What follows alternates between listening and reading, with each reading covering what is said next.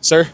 Sir, excuse me, question for you. Sa inyo po ba tong Hummer EV? Yes. Sir, ano po yung ginagawa natin para makapag-afford ng ganito klaseng kotse? Nagpapabago kami ng buhay ng mga tao. Ano po ibig sabihin niyo, sir? Binibigyan namin sila ng source of income na Source pwede of nilang income. pagsabayin habang nag-work ka or habang may negosyo ka, pwede mo pa rin itong isabay. Network marketing po ba? Yes sir? po. Ako po si IOD, sir, School of Discarte po. Nag-i-interview po kami ng mga successful people for the younger generation. Baka pwede po kayo ma-interview kahit sandali lang. Sige, okay lang. So, ilang taon na po tayo dito sa industry? 23 years. 23! Sobrang tagal na po nun. Sa 23 years na po na yun, kailan po natin nakuha yung first million natin? First million ko after 4 years. After 4 years Yeah, po na 24 nag-start po years old tayo. ako that time. Tagal din, sir. Matagal po natin nakuha, no? Pero sir, bakit hindi po tayo tumigil? Matagal po tayong umasenso dito sa industry na to. Ano kasi ako computer engineer tinapos ko. May nakikita kong growth, may nakikita kong changes. Nung first year ko, hindi ako kumitang pera, pero nagbago ugali ko. Nung second year ko, medyo dumadami yung tao ko, pero effort ko lang. Third year ko, dumadami yung tao ko, hindi lang ako, pati mga leaders. Kaya alam ko na may nangyaring changes kasi lumalaki. Kaya on my fourth year, doon na talaga sunod-sunod na yung nangyaring results. So, nakikita kasi natin yung growth natin, no, during the process. Pero tanong ko lang, sir, mukhang magaling talaga tayo sa pera, no? Ano po ba yung ginagawa natin bago tayo pumasok dito sa network marketing? Estudyante. Pero during the estudyante times, namamasada ako ng jeep.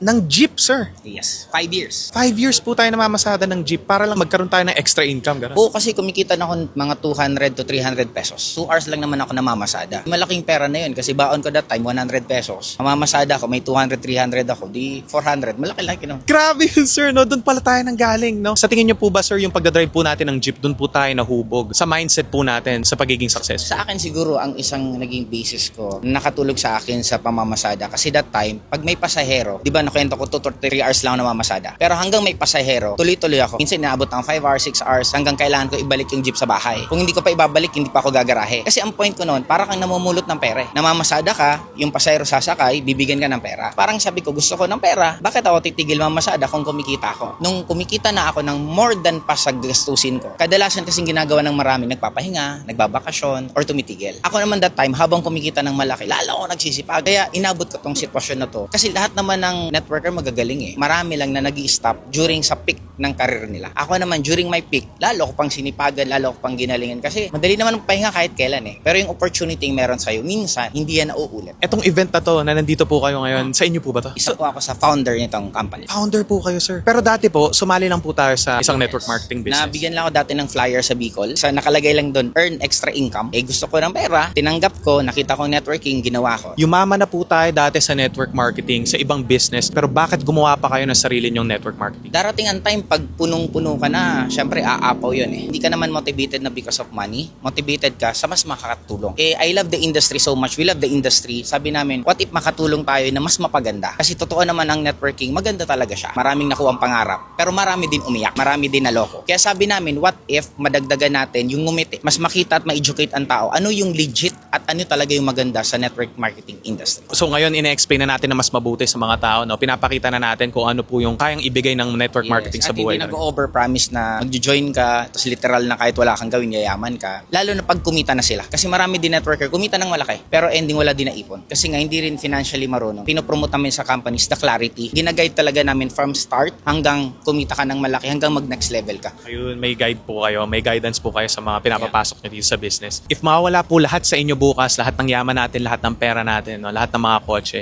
sa tingin nyo po ba kaya nyo ibalik to sa panahon ngayon? 100%. Basta katawan ko ang wag mawala. Kasi, di ba marami naman tayo nakitang mayaman na nalugi. After few months, mayaman pa rin. Marami din tayong tinulungan na mahirap. Binigyan mo na rin pera. After few months, wala ulit na pera. Kaya it's more on ano yung inner world mo. You will just attract kung sino ka sa loob. If nandun ka talagang rich mindset ka, madaling-madali naman yumaman kasi ang daming mayaman sa mundo. Pwede mo sigurong sabihin mahirap kung kukonti lang eh. Sobrang daming mayaman dito. Kaya ang tanong lang, ano ba ginagawa nila? Ano bang iniisip nila? Ano bang pinupuntahan nila? What if gayahin lang natin lahat ng ginagawa nila? For sure, may mangyayaring pagbabago. Sabi nga daw nila, study the winners and then gawin nating habit yung mga ginagawa nila. Di ba? Mahalin natin yung ginagawa nila. Pero tanong ko lang, sir, sige nga, pwede nyo po ba kami bigyan ng 30-second blueprint para maging milyonaryo dito sa Pilipinas? Sa akin, unang-una dapat alam mo ang value mo milyon kasi that will be the start eh. Second, hindi naman kailangan pera ang habulin mo eh. Ang ang kailangan mo habulin yung skills na magpapasok sa'yo ng maraming pera. At ang pinaka-isa na nakikita ko pang dapat nyong gawin, maging problem solver ka. Yun ang iniiwasan ng maraming tao, problema. Pero ang mayaman, hinahanap nila yung problema eh. Tapos yung problema yun, dun sila nagkakaroon ng pera. If you are really good in problem solving, yayaman ka ng sobra. Lalo na pag ang sinusolve mong problema, mas malaki. Kapag nanghihingi tayo ng wisdom, ang ibinibigay sa atin, puro problema, di ba? Yung lesson para sa wisdom na kailangan mo, para sa pagbabago ng buhay na ibibigay sa'yo.